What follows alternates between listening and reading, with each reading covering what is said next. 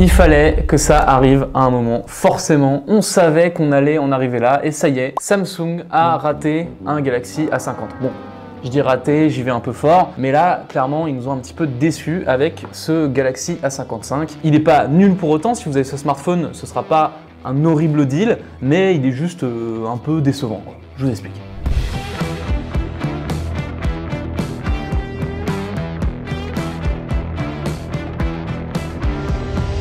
Les Galaxy A50, ce sont des grands classiques de la téléphonie mobile. Pour nous, testeurs, c'est toujours un moment particulier car on est à mi-chemin entre les smartphones premium, ceux qui mettent des étoiles plein les yeux, et les smartphones que les gens achètent vraiment. D'ailleurs, les Galaxy A50 sont une série de smartphones qui s'invitent vraiment dans le top 10 des ventes très régulièrement, aux côtés des iPhones par exemple. En plus de ça, ces 2 dernières années, pour avoir testé les A53 et A54, j'étais plutôt emballé par ces téléphones. Je trouvais qu'ils avaient vraiment le parfait mélange, le bon équilibre, le juste milieu qui conviendra à 80% des gens, le tout sous les 500 €. Bref, un très bon deal et même une référence. Mais le souci, c'est que Samsung, si vous suivez un peu ce qu'ils font sur les smartphones payants, eh bien, ils ont un peu un problème que j'appellerais le complexe du plus fort ou un complexe de supériorité. Vu qu'ils sont habitués à être soit premier, soit deuxième du marché depuis très longtemps, ils ont un peu pris l'habitude d'être en mode là, on va faire une petite scénette. Moi, quand il y a une interro surprise, je ne révise jamais parce que de toute façon, j'ai toujours une super note. Tenez, madame la professeure. Bravo Samsung, 10 sur 10. Ça a tellement là que Samsung, ils sont même là à se dire de toute façon, je vais refaire le même smartphone que l'année précédente, ils y verront du feu, ils l'achèteront quand même.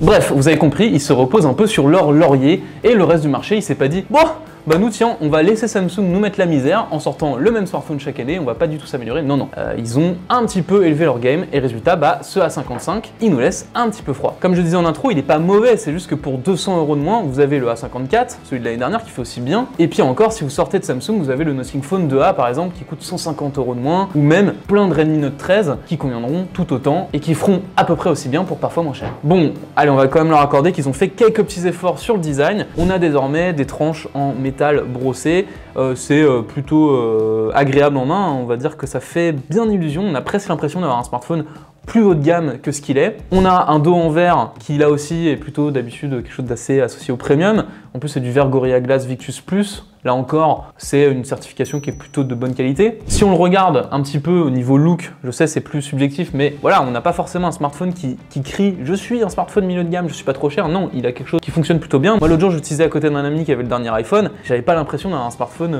beaucoup moins cher alors qu'en fait il coûtait la moitié du prix. Bon, en même temps, ils font tout pour ressembler à un iPhone, donc à la fin ils y arrivent. Je dis pas ça gratuitement, hein. Ils ont des tranches plates, l'écran est parfaitement plat. On a complètement épuré le dos pour avoir voilà, juste le bloc photo posé là, voilà, quelque chose de très clean, etc. Donc on se rapproche un petit peu de ce côté un peu luxueux de l'iPhone. On essaye de coller à ça en tout cas. D'ailleurs, avec ce dos, le but de Samsung, il est clairement assumé, c'est d'essayer de vous donner l'impression que vous avez un Galaxy S24 qui est beaucoup plus haut de gamme, sans avoir payé le prix, et on essaye d'avoir un truc qui ressemble à ça, et bah ça fonctionne quoi. Bon, il y a quand même 2-3 trucs qui le trahissent, comme par exemple les bordures assez protubérantes à l'avant, qui sont quand même plus épaisse que sur un S24. Et on a aussi cette petite bosse au niveau des boutons qui permet d'après Samsung d'améliorer la prise en main. Bon, c'est pas désagréable, ils auraient pu aussi l'éviter, enfin en vrai, on s'en fout un peu. Vu qu'on est sur ce qu'ils font bien, continuons sur la puce, puisque cette année, il y a eu quand même un petit effort. On est toujours sur une puce maison, l'Exynos 1480, mais pour une fois, Samsung surnage un petit peu par rapport à la concurrence, ils sont légèrement au-dessus dans nos benchmarks, et d'habitude c'est pas du tout le cas, d'habitude Samsung ils sont vraiment derrière avec leur Exynos, donc plutôt intéressant. En revanche, il n'y a pas que les benchmarks dans la vie, ça reste une puce qui chauffe pas mal. Moi j'avoue qu'à l'usage, quand je téléchargeais par exemple des vidéos avant de prendre le train ou des choses comme ça avait tendance à chauffer pas mal. Pareil en jeu vidéo c'était un peu désagréable, ça m'empêchait pas de jouer pour autant, mais voilà, je sentais que ça chauffait. Mais le plus embêtant, c'est pas tant la chauffe, c'est plutôt le fait que ça rame beaucoup. Je trouve que pour un smartphone à 500 €, j'ai eu beaucoup trop de ralentissement lorsque je l'utilisais. À 500 €, pour la plupart des concurrents de Samsung, la fluidité c'est quelque chose qui normalement est acquis et on doit attendre la même chose du premier vendeur de smartphone au monde. Le Galaxy A54 est par exemple devant le Dimensity 7200 du Redmi Note 13 Pro Plus. Par contre, il est toujours un petit peu derrière un Pixel 7a, mais bon, le Pixel 7a il a une puce haut de gamme donc forcément il est un petit peu avantageux. Je disais plutôt qu'il ressemblait à un S24 et là on se rend bien vite compte que ce n'est pas un S24, c'est sur la photo. Et oui, la configuration photo est forcément un peu plus light. On a un capteur principal qui est exactement le même à très peu de détails près. Il perd le dual pixel PDAF, c'est-à-dire qu'il va faire le focus un petit peu moins vite. L'ultra grand angle, lui, a un capteur légèrement plus petit, et donc on a un peu moins de lumière, il est un peu moins performant. Et surtout, on n'a pas de téléobjectif, à la place on a un macro qui est un peu pourri, quoi. Faut dire les choses. À l'arrivée, on a une qualité photo qui est juste correcte. Pour vous donner une idée, vous n'allez pas devenir le photographe officiel de vos fêtes de famille, mais vous avez largement de quoi vous faire de beaux souvenirs de vos voyages ou de vos soirées. Franchement, c'est juste ce qu'il faut au niveau qualité. On a plutôt un bon niveau de détail, mais on n'est pas non plus là à se dire « Oh là là, c'est incroyable la finesse de l'image ». Non, c'est juste ce qu'il faut. C'est correct. Attention toutefois, au niveau de la colorimétrie, on est chez Samsung. Si vous les connaissez un petit peu, ils ont tendance à pousser un petit peu le potard des couleurs très très loin. On se retrouve avec une colorimétrie un petit peu flatteuse. C'est un peu comme quand vous achetez des gâteaux qui sont très sucrés, vous avez les yeux qui font waouh. Et bah là, on est un petit peu là-dedans. J'ai encore un effet sonore incroyable pour le montage. Ça fait un bel effet, mais en même temps, c'est pas forcément le truc le plus naturel du monde. Et au bout d'un moment, ça peut vite lasser. De nuit, c'est la même chose, c'est correct sans être mirobolant. C'est-à-dire que vous avez quand même pas mal de détails qui sont récupérés, mais en même temps, on voit que ça galère un petit peu dès que les scènes elles sont un peu plus complexes, dès que vous avez des lumières un peu dans tous les sens, etc. C'est la fête un peu au flou artistique. Vous n'allez pas forcément avoir quelque chose de super net, super détaillé, mais ça fait le taf. Et encore une fois, on arrive à ramener des souvenirs de nuit avec un smartphone à 500 €, donc franchement là-dessus le contrat est quand même rempli, je trouve. L'ultra grand angle pour sa part est un petit peu décevant, je le trouve un peu crado, je pense pas que vous allez beaucoup vous en servir si vous achetez ce téléphone. Il y a vraiment un gros manque de détails et résultat on n'a pas forcément envie de l'utiliser, on va plutôt rester sur le capteur principal qui lui est vraiment la star au niveau photo sur ce téléphone. Pour la petite histoire, on peut filmer en 4K 30 fps et on a une qualité là encore qui est franchement plutôt bonne. On n'est pas sur ce que peut faire un iPhone qui est souvent cité en référence en vidéo. Voilà, je pense que vous avez compris l'idée, on n'est pas sur quelque chose de dernier cri, mais on n'est pas non plus sur quelque chose de honteux, c'est largement suffisant. Il y a peut-être juste si on compare à un Pixel 7a de chez Google qui lui est vraiment le champion de la photo autour des 500 €.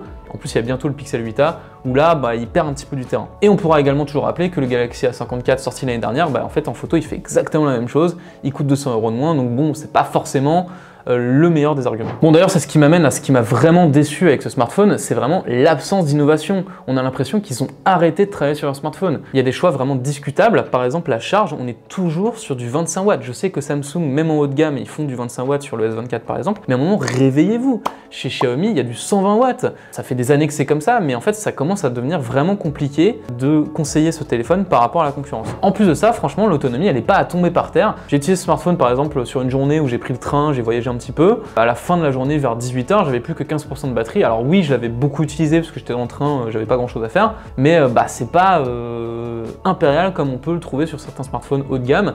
J'ai l'impression qu'ils ont un peu perdu du terrain là-dessus aussi, Samsung.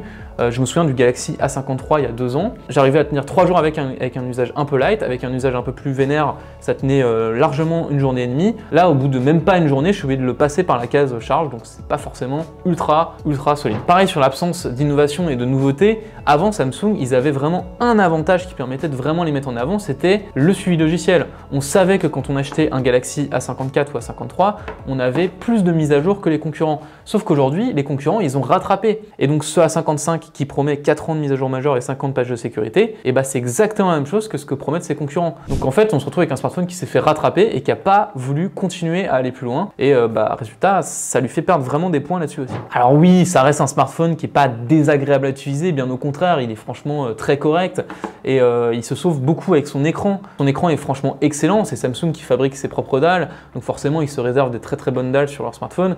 Et sincèrement, moi qui ai utilisé un Galaxy S23 Ultra pendant des mois, je vois pas la différence. On est sur un écran qui est aussi bon que du très haut de gamme et c'est très agréable à utiliser. Donc rien que pour ça, on peut peut-être le conseiller aux gens pour qui ce serait vraiment très important d'avoir une belle qualité d'affichage et qui n'auraient pas forcément envie d'acheter du premium. Mais voilà, la sortie de l'écran, c'est un peu boring, c'est un peu le dernier truc qu'il a pour lui cet écran et si on met ça de côté, en fait, c'est un smartphone qui est tout à fait commun et qu'on peut plus vraiment conseiller les yeux fermés comme avant. Les Galaxy A53, A54, c'était vraiment les références du milieu de gamme. On peut plus vraiment dire ça du A54 et c'est bien dommage. Et d'ailleurs, si vous cherchez un smartphone en dessous des 500 €, j'ai cité plusieurs fois dans la vidéo, mais je vais le redire une bonne fois, vous avez des très belles alternatives aujourd'hui chez Xiaomi, par exemple avec le Redmi Note 13 Pro ou le Pro Plus. Et si vous avez un budget un petit peu plus léger, on a testé récemment le Nothing Phone 2A qui était vraiment excellent pour 350 €. Ça vaut vraiment pas le coup d'aller chercher 500 € pour acheter ce Galaxy A55, autant prendre le Nothing Phone 2A, il sera très bien pour ce niveau de prix. Et évidemment, vous pouvez aussi prendre le Galaxy A54 de l'année dernière qui sera aussi bien et vous économiserez beaucoup d'argent pour exactement le même smartphone. Maintenant, si vous regardez cette vidéo dans 6 à 8 mois, je ne peux pas prévoir le futur, peut-être que le A55 aura baissé de prix et à ce moment-là, il deviendra un peu plus intéressant. Là, actuellement, au moment où je tourne la vidéo, c'est pas forcément le smartphone que je conseille le plus. Ah, bon, je crois qu'on est clair, non Donc il est nul, quoi. Non, il est pas nul, c'est juste que c'est pas une merguez. C'est-à-dire que si vous l'avez, il va fonctionner, vous aurez un bon téléphone, etc. C'est juste que pour ce prix-là, c'est pas celui qu'on conseille le plus désormais, alors qu'avant c'était vraiment la référence. Et voilà, on est un peu déçus. Samsung, si vous pouvez vous agiter un petit peu pour le Galaxy A56 l'année prochaine, bah ça nous ferait plaisir. Bon, dites-moi ce que vous en pensez en commentaire, si vous êtes d'accord ou pas, ça m'intéresse beaucoup. Je regarde ça avec attention. En tout cas, moi je vous dis à bientôt sur 01net. Abonnez-vous évidemment et prenez soin de vous. Ciao!